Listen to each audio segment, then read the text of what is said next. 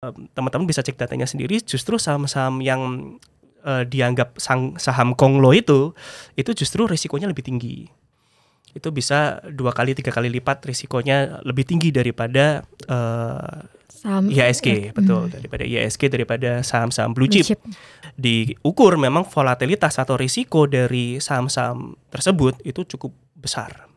Walaupun mungkin korelasinya kecil terhadap IHSG. Jadi ketika IHSG naik, dia belum tentu naik. Ketika IHSG turun, dia juga belum tentu turun. Dia bisa naik, bisa sideways.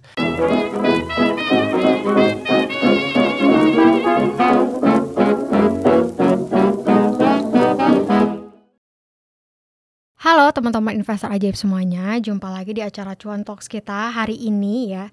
Hari ini kita temanya spesial banget, karena kita akan ngomongin tema kita hari ini investasi cacing-cacing naga-naga. Nah mungkin teman-teman di sini sering juga nih akhir-akhir ini liatin saham-saham konglo gitu kan ya, performnya tuh dibilang tuh bisa ngalahin performa indeks IHSG kita gitu ya teman-teman, apalagi di tahun lalu tuh, di tahun 2024. Nah pastinya hari ini kita kedatangan juga guest yang juga spesial gitu ya, dan kita akan bahas tentang investasi di saham konglo. Nanti juga kita akan bahas juga investasi di saham-saham IPO tuh prospeknya seperti apa sih. Hari ini sedang bersama saya yaitu Kak Andika Wijojo sebagai financial planner dan juga content creator tadi ya di personal finance. Mungkin kita sapa dulu Kak Andika ya teman-teman ya. Halo. Halo, apa kabar? Selamat siang Kak Andika nih, hari ini lagi siang ya kebetulan ya. Dan IHSG lagi merah gitu kan ya. Minus 2%. Kemarin minggu ini minus 2% 2 kali. Iya betul. Ya kan hari Selasa. Total udah 5% kali betul, satu minggu ini. Betul ya. Ya mungkin tadi nanti kita akan bahas juga ya gimana Kak Andika sendiri itu memanage portofolionya gitu ya teman-teman ya, di tengah marketnya yang cenderung bearish nih akhir-akhir ini. Nah sebelum ke situ mungkin kita akan kenalan dulu sama Kak Andika. Mungkin Kak Andika bisa sharing nih sama teman-teman investor ajaib, kira-kira pengalaman di dunia investasi itu udah berapa lama sih Kak, dan juga saat ini tuh kesibukannya tuh sedang ngapain gitu. Oke. Apa kabar teman-teman? Perkenalkan, nama saya Andika Wijoyo. Saya seorang financial planner yang tentunya sudah tersertifikasi. Kalau sedikit cerita ya, saya mengenal investasi itu sudah dari SMA tahun 2008. Waktu itu ketika terjadi krisis 2008, krisis global, itu pertama kali bersentuhan atau istilahnya mengenal investasi saham waktu itu.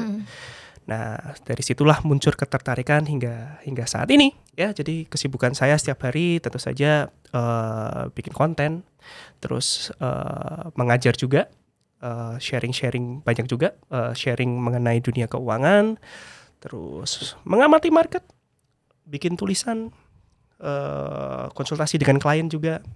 Jadi ada banyak lah, pokoknya anything yang berhubungan dengan keuangan gitu. Baik, menarik ya teman-teman ya. Tadi memang udah lama nih berkecimpung di dunia pasar modal tadi ya, dari crisis subprime mortgage ya teman-teman di tahun 2008 tuh ya. Mungkin teman-teman juga udah ada yang pernah tuh mengalami jatuhnya IHSG di tahun tersebut gitu kan ya. Nah sekarang kita mau ngomongin IHSG yang sama-sama turun ya di tahun ini. Jadi kalau kita lihat IHSG secara year to date ya sekitar 7%-an lah udah turun ya dari awal tahun. Dan kalau kita lihat outflow-nya juga udah besar sekali, 17 triliun sejak awal tahun. Nah kalau menurut Kak Andika sendiri, ini apa sih yang membuat IHSG bisa turun sedalam ini, dan juga outflow investor asing tuh cukup masif di pasar ekuitas kita? Aduh, sebenarnya ada banyak faktor ya.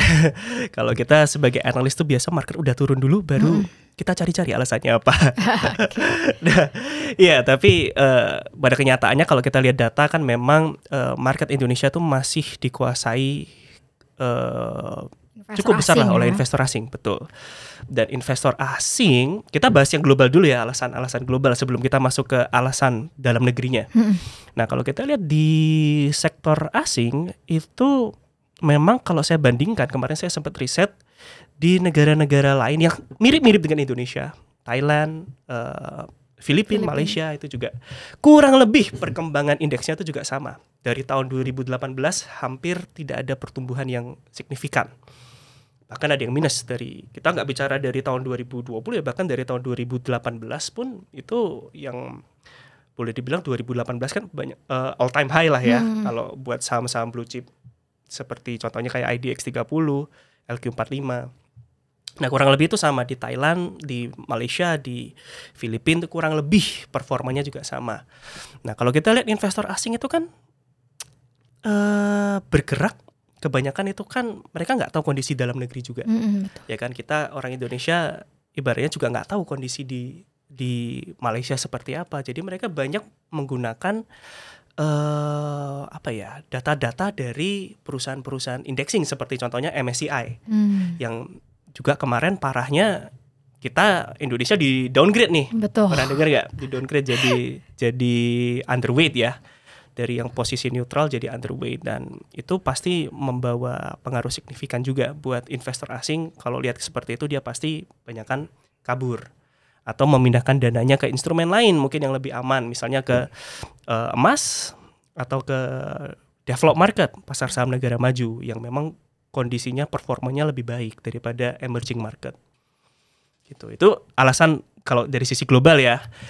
Kalau dari dalam negeri ada banyak lagi alasannya, ya kan? Tambah banyak ya. Tambah banyak alasannya. Mulai dari kemarin isu, ada banyak sentimen lah. Ini saya nggak bilang terjadi kenyataan atau enggak, tapi ada banyak sentimen negatif.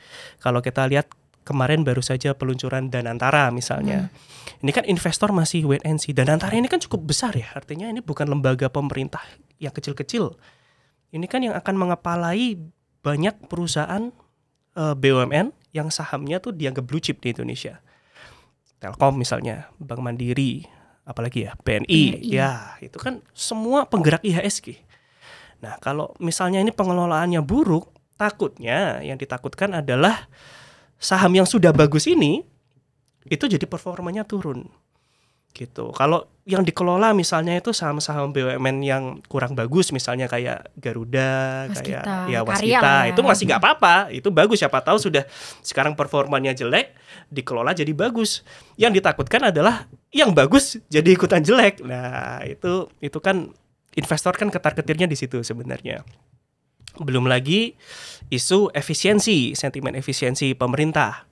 Sedangkan kalau kita lihat ya, efisiensi itu kan sifatnya kontraksi. Kalau kita lihat di teori ekonomi ya, secara teori itu kebijakan ekonomi kan ada dua, ada kebijakan fiskal, kebijakan moneter. Dua-duanya tuh ada yang expansionary, ada yang kontraksi sifatnya. Nah, kalau apapun yang berhubungan sama efisiensi, pengurangan anggaran, itu kan sifatnya kontraksi. Dan itu tentu saja bisa membuat ekonomi itu terkontraksi juga. Jadi otomatis akan tercermin di pasar saham kita. Baik, kira-kira bisa nggak nih pertumbuhan ekonomi kita ditargetkan 8% ya? Karena kan sejauh ini selama 10 tahun terakhir ya ekonomi kita kan ya stagnan di level 5%. Makanya kita sempat kena tuh stigma middle income trap gitu ya. Karena ya tadi ternyata dalam berbagai macam upaya yang dilakukan dalam pemerintahan yang sebelumnya, bahkan ya kalau kita bisa bilang lah stagnan lah ya di 5%-an. Nah kira-kira 8% nih bisa gak sih ditargetkan nih untuk Indonesia nih 5 tahun ke depan nih? Dengan strategi yang seperti ini agak saya pendapat pribadi ya, saya bukan dukun, saya nggak bisa lihat masa depan ya, tapi kalau dengan strategi efisiensi, kontraksi, tax rate-nya dinaikkan dan sebagainya, itu akan sulit. Bahkan mencapai 6% pun akan juga sulit. Apalagi 8%. 6% aja itu harusnya sudah sangat-sangat bagus. Gitu loh. Kalau kita melihat strategi yang diterapkan oleh pemerintah. Gitu. Belum lagi ini belum menghitung kebijakan moneter juga, suku bunga kita yang relatif tinggi dibandingkan dengan inflasi kita yang sangat-sangat rendah. Deflasi bahkan kemarin ya, iya, di bulan Januari. Iya betul, di bawah 1%. Kalau year on year-nya tuh di bawah 1%. Nggak pernah loh sepanjang sejarah Indonesia inflasinya di bawah 1% tuh udah puluhan tahun nggak pernah. Belum lagi tarif Trump tuh ke depan tuh ya teman-teman. Itu mungkin itu juga isu global juga bisa bikin ya, kalau tarif perang dagang itu isu lama lah ya, yang sudah market tuh sudah biasa. Itu kan hubungannya ke global sebenarnya kalau tarif. Baik ya, tadi mungkin yang bisa dipertimbangkan gitu ya teman-teman, kondisi yang membuat IHSG cenderung terkoreksi lah ya sejak awal tahun, dan outflow asing tuh masif sekali karena memang tadi sentimen domestik dan juga global yang sama-sama kurang positif gitu ya untuk IHSG. Nah kalau ke depan nih kira-kira, nah mungkin sebelum kita tanya nih prospek IHSG ke depan, kita mau tanya dulu, kan kemarin sempat ada nih Kak Andika ya, kita tahu lah saham-saham yang anti badai, anti peluru gitu kan ya, anti apapun itulah gitu ya. Jadi kalau turun ya kita lihat saham ini tetap naik gitu ya. Itu udah saham-saham konglo yang memang lagi ramai nih akhir-akhir ini. Nah kalau menurut dari Kak Andika sendiri, apa sih yang membuat saham konglo ini bisa tetap tadi ya tahan badai, tahan tsunami, tahan guncangan, tahan gempa gitu kan ya. Kira-kira seperti apa nih? Oke, kalau kita bicara saham konglo itu mungkin saham-saham yang dimiliki oleh konglomerat lah ya. Betul. Yang dianggap konglomerat kayak yang brand lah, yang kemarin sangat-sangat fenomenal. Terus ada TPIA, macam-macam lah, ada Pani dan sebagainya ya. Sebenarnya dibilang tahan banting juga enggak. Kita bisa lihat sekarang posisinya juga sama-sama bearish ya kan. Kalau bearish lebih dalam, bahkan bisa dibilang saya sudah teman-teman bisa cek datanya sendiri, justru saham-saham yang dianggap saham konglo itu justru risikonya lebih tinggi. Itu bisa 2 kali 3 kali lipat risikonya lebih tinggi daripada saham IHSG, betul, daripada IHSG, daripada saham-saham blue chip. Betul. Nah, mungkin teman-teman bisa menghitung lah, ada yang namanya rumus standar deviasi. Standard deviation itu yang oleh banyak investor digunakan untuk menghitung risiko ya dari volatilitas tersebut. Dan kalau diukur memang volatilitas atau risiko dari saham-saham tersebut itu cukup besar.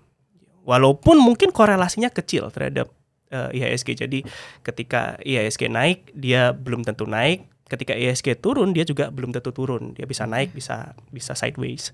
Cuma korelasinya memang lemah gitu loh terhadap IHSG. Tapi bukan berarti itu tahan banting, bukan berarti itu bebas resiko. Enggak, tetap resikonya tuh justru lebih besar.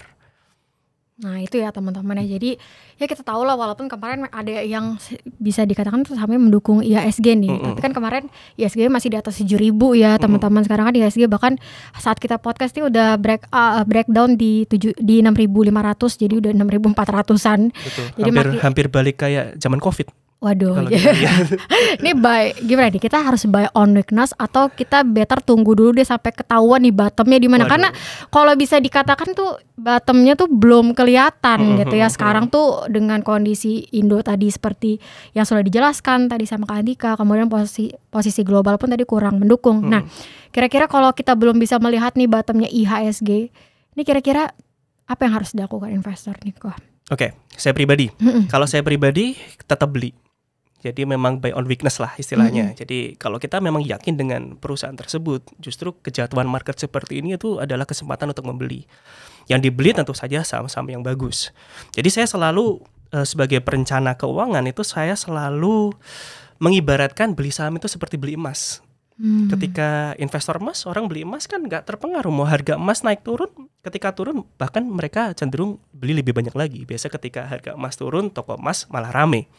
Itu kan sebenarnya kan juga sama ya kan. Emas kalau dilihat risiko volatilitasnya juga kurang lebih sama dengan saham. Emas juga harganya naik turun, cuma sekarang aja lagi naik karena isu global ya. Iya. Cuma kalau kita pernah lihat tahun 2012 itu emas pernah turun cukup dalam, nggak naik sampai tahun 2020 ya gitu. Kita harus menganggap investasi saham itu sama seperti kita beli emas lah. Justru kalau saham bagus, saham yang kita percayai, yang kita punya istilahnya high conviction di situ, ketika turun hajar aja beli. Nah, jadi buy on weakness tinggal atur aja money managementnya gitu ya. Betul. Jangan all in ya. Oh ya, untuk ya tergantung, ada strategi orang yang suka all in, ada yang memang dia melakukan diversifikasi.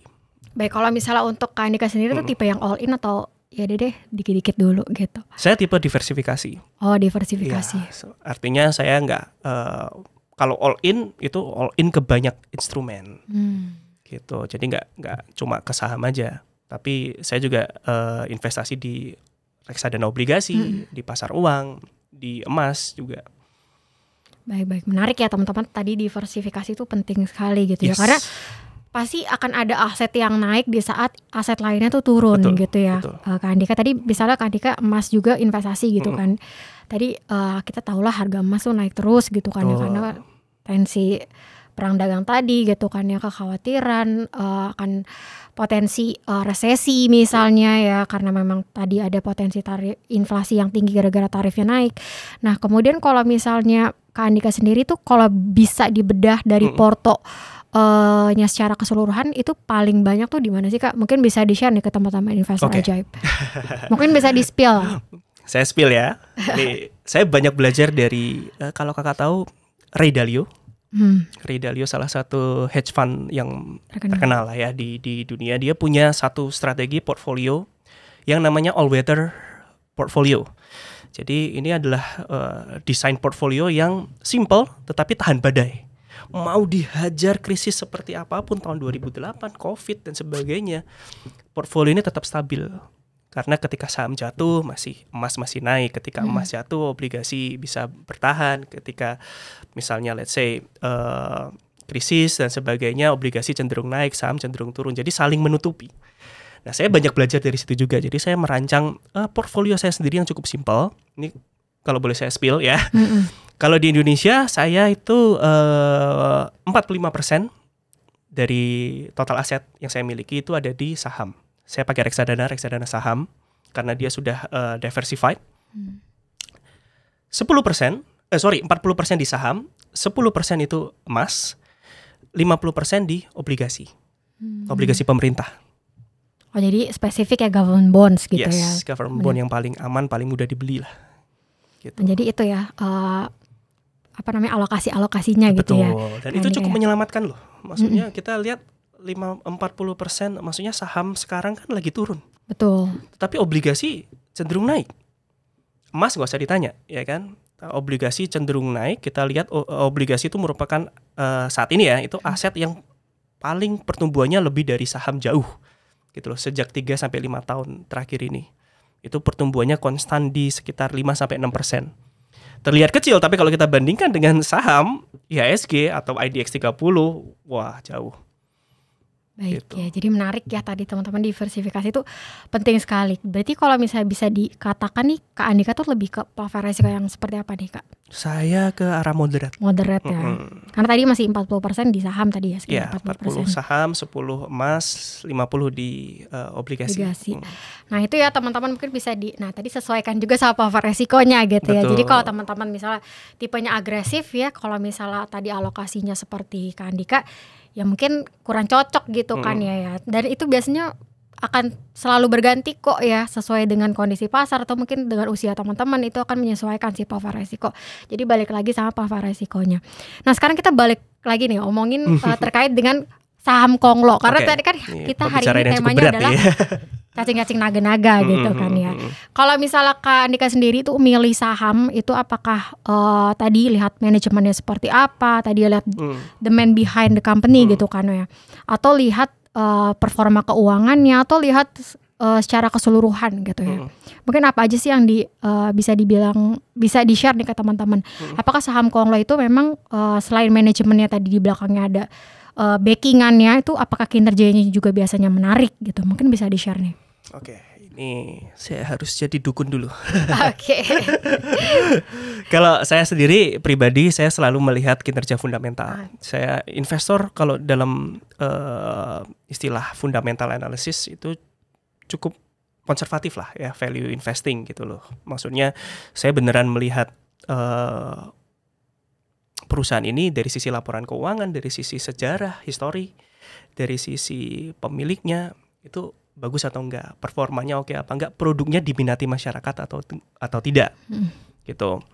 Nah kalau saham-saham konglomerat seperti itu, saya terus terang nggak banyak menyentuh, karena kebanyakan baru masuk itu kan 2-3 tahun belakangan ini. Gitu loh. Kalau saya memilih saham tuh kurang lebih yang sudah sejarahnya 5-10 tahun ke belakang sudah ada gitu. Dan juga kalau saya patokannya juga saya lihat apakah saham tersebut masuk ke dalam indeks atau tidak. Masuk ke dalam indeks LQ45, IDX 30. Nah, itu bagi saya juga sangat menentukan. Karena kalau kita lihat market asing itu komposisinya juga kurang lebih sama lah. Kalau kita lihat indeks MSCI itu kalau kita bandingkan dengan IDX 30 tuh kurang lebih komposisinya juga mirip-mirip gitu. Kadang kalau misalnya saham yang terlalu sahamnya terlalu istilahnya apa? Cepat naik, ya cepat naik, cepat turun, sangat volatile itu saya kurang diminati dan juga oleh investor asing juga kurang diminati juga. Baik, ini menarik nih. Tadi Kak Andika sempat mention beli saham yang misalnya fundamentalnya baik dan memang tadi udah punya track record ya 5-10 tahun ke belakang. Nah, ini mungkin kita bisa jadi contoh salah satu saham misalnya let's say ada Unilever. Kita tahu lah saham Unilever tuh kan sekarang udah turunnya cukup jauh ya, bahkan bisa dikatakan 80% lah turunnya dari highest-nya. Nah, sekarang udah di sekitar 1.200-an. Nah, kalau misalnya untuk contoh kasus Unilever sendiri, ini saham-saham seperti ini tuh kenapa bisa mengalami penurunan padahal kita tahu ya, kita juga pakai tadi produknya gitu kan ya. Nah, kira-kira apa sih yang membuat saham ini tuh performnya tuh bisa turunnya tuh sangat jauh gitu? Apakah setiap saham tuh punya masanya sendiri-sendiri? Mungkin bisa di-share nih Kak Andika. Kalau kasus Unilever saya rasa itu memang saham yang sudah overvalue. Itu semua investor fundamental saya rasa juga tahu kalau Unilever itu sudah harganya dari sekian lama itu sudah sangat-sangat tinggi. Walaupun dia kinerja keuangannya nggak usah dipertanyakan lagi. ROE-nya itu di atas 90%, 100%. Terus bagi dividen dividennya juga 100%. 100% dividen payout-nya. Iya, betul. Tapi dari sisi pertumbuhan produk dan sebagainya itu sebenarnya produk ya namanya produk konsumer, pembelinya kan juga itu aja gitu. Betul. Dia cenderung stabil, cenderung stagnan. Tapi kalau harganya memang sudah terlalu tinggi, jadi bisa dibilang overvalue, ya itu jadi tidak menarik lagi. Mungkin kita bonus demografinya udah mau habis kali ya. Karena sekarang kan banyak orang yang kayak nikahnya misalnya lebih lama gitu kan ya. Jadi mungkin angka kelahirannya tuh menurun gitu ya teman-teman. Jadi bisa jadi bonus demografinya ke depannya jarang mandi juga bisa. Apa karena itu ya? Ya kan, karena ya kita lihat growth-nya memang nggak terlalu signifikan gitu. Tapi ya. kalau kita di komunitas investor, let's say investor fundamental ya pasti alasannya karena harganya sudah sangat-sangat tinggi lah secara valuasi. Oke, jadi memang wajar ya kalau misalnya sahamnya memang turunnya dalam sekali gitu ya teman-teman ya. Betul, agak saya juga nggak nyangka waktu itu ya. Padahal kalau kita lihat 10 tahun lalu itu Unilever kan dianggap wah saham yang blue chip lah blue gitu chip kan. banget, udah sejuta nggak nyangka banget, kita kan bisa harga 1.000 kayak gini nih kan. Makanya mungkin banyak teman-teman investor yang juga tadi ya sempat kan tadi Kak Andika juga mention kita pakai barangnya gitu ya. Tapi kalau misalnya memang valuasi sudah mahal dan tadi growth-nya terbatas ya mau nggak mau ya ada potensi tadi ya resiko tadi ya penurunan dari harga that's why saya selalu sarankan ini tambahan ya. Saya selalu sarankan kalau kita sudah yakin misalnya ada satu saham yang bagus, itu kita juga harus diversifikasi gitu loh. Jangan hanya all in di satu saham. Let's say apapun sahamnya lah yang lagi naik, brand lah atau BBCA lah, not even BBCA gitu loh. Kita lihat pernah kejadian kalau Karate tahu saham Sampurna lah yang 10 tahun lalu itu nomor HMSP, satunya ya HMSP itu nomor 1 loh se-IHSG di atasnya BCA. Sekarang kemana ya kan? Justru nah waktu itu kalau kita all in ya uang kita sudah menguap kali 80% lebih. Betul. Ya kan, padahal perusahaannya bagus, sangat-sangat bagus. Gudang garam misalnya itu bagus banget, tapi sekarang bahkan sudah nggak masuk ke IDX 30 gitu. Jadi sebagus-bagusnya perusahaan, sebagus-bagusnya saham, lebih baik kalau kita melakukan diversifikasi juga. Jangan hanya all in di satu. Nah itu ya teman-teman, jadi jangan pede di satu saham aja. Betul. Gitu kan. Saham kan buatan manusia ya kan. Betul ya. Jadi ya kita sebagai investor juga harus tetap keep up gitu ya. Betul. Sama kayak kondisi tadi kenapa sahamnya bisa turun, harus rebalancing juga gitu ya teman-teman ya. Kalau misalnya Kak Andika sendiri tadi kan kita udah bahas nih terkait dengan saham-saham konglo ya. Walaupun kemarin tuh di tahun 2024 bisa dikatakan lumayan tahan banting lah ya di tengah IHSG secara tahunan di tahun lalu tuh minus sekitar 2%-an. Kalau misalnya untuk di tahun ini memang IHSG-nya kan udah turun banget ya, ya kayak jadi nggak bisa dihindari juga lah penurunannya gitu ya. Bahkan sekarang udah di 6.400, waduh ngeri-ngeri juga ya teman-teman ya. Nggak tahu nih sampai di level berapa nih ya, level selanjutnya level supportnya nih habis ya. podcast ini. Semoga pas RUPS nanti dekat-dekat RUPS Big Banks nih saham-sahamnya pada rebound gitu ya. Nah sekarang kita ngomongin saham-saham IPO, karena kan ini juga jadi salah satu tumpuan lah investor gitu ya. Di saat marketnya jelek, misalnya di saat kondisi IHSG turun, biasanya akan cari saham-saham yang sehari bisa naik langsung 20%. Betul. Langsung arak gitu kan berhari-hari. Nah kalau misalnya Kak Andika sendiri tuh tipe yang IPO hunter gak sih? Saya enggak. Kenapa saya tuh? bukan tipe, karena saya memang fokus investasinya untuk jangka panjang. Jadi kalau IPO kan cenderung jangka pendek lah ya. Betul. Kadang ada, saya tuh suka gemes dengan orang-orang yang ngejar IPO tapi nggak dipelajarin dulu perusahaannya, prospektusnya gitu ya. dan sebagainya. Tahu-tahu pokoknya IPO hajar masuk, pasti naik, pasti cepat kaya. Nah itu yang harus berhati-hati. Kadang-kadang pergerakan IPO tuh bisa naik, turun. Naiknya kita sendiri nggak tahu berapa, 20%, 30%, 100%. Ada orang yang ngejar sampai 4 kali lipat. Saya maunya IPO 4 kali lipat. Gitu Ya, kan. multi-bagger. Sudah 2 kali bagger nggak dilepas. Tahu-tahu habis itu turun. Kalau udah turun, itu biasa nggak naik-naik lagi. Iya betul. Nah, itu yang ditakutkan tuh. Tapi biasanya pada berharap naik lagi ya. Jadi Kalau biasanya udah saham nyangkut IPO sih, tuh kalau saham kecil ya agak sulit gitu loh. lihat market cap-nya juga gitu ya teman-teman ya. Tadi lihat prospektusnya juga. Nah itu yang perlu Kita sekelas dipertimbangkan. Goto aja waktu itu rame, tapi sekarang cenderung turun performanya. Padahal salah satu perusahaan yang terbesar di Indonesia. Betul ya teman-teman. Walaupun kita lihat sebenarnya banyak sih yang untuk Goto sendiri kan kemarin sempat ada earnings yang walaupun masih rugi ya, cuman kan ruginya menurun dibilangnya kayak gitu ya teman-teman. Jadi tetap aja tidak mendongkrak harga sahamnya. Bahkan ada aksi korporasi mau merger kan kemarin sama beberapa ada yang menganggap itu hal buruk, ada yang menganggap itu hal baik. Tapi kalau kita lihat sahamnya sekarang sih sangat-sangat underperform. Baik. Jadi kalau misalnya Kak Andika sendiri tuh nggak ngelihat IPO, maksudnya nggak terlalu hype banget ya sama saham-saham IPO gitu ya? Iya, enggak. Saya cenderung menghindari lah. Oh, malah justru menghindari ya? Iya, memang nggak tertarik sih. Bukan ranah saya lah. Bukan bagian dari strategi investasi saya. Oke, nah mungkin buat teman-teman juga tadi ya kalau misalnya memang teman-teman tuh IPO hunter, ya karena kan tipe investor tadi beda-beda ya Kak Andika ya. Jadi nggak bisa semuanya disamain gitu kan, harus yang satu maunya nggak suka IPO, yang satu suka IPO terus. Biasanya yang suka tuh yang agresif. Nah iya, agresif. terus asal siap dengan konsekuensinya, siap dengan risikonya nggak masalah. Tapi yang pasti kadang tuh ada orang di bursa, maksudnya ada pemain saham lah, istilahnya pemain yang baru. Kalau kita bilang pemain yang newbie, itu ekspektasinya ketinggian. Aduh, bisa cepat kaya gitu ya. Mereka nggak tahu profil resiko. Pertama dia mungkin saya resikonya konservatif tapi mainnya saham IPO, saham gorengan dan sebagainya. Mereka kena janji palsu nih.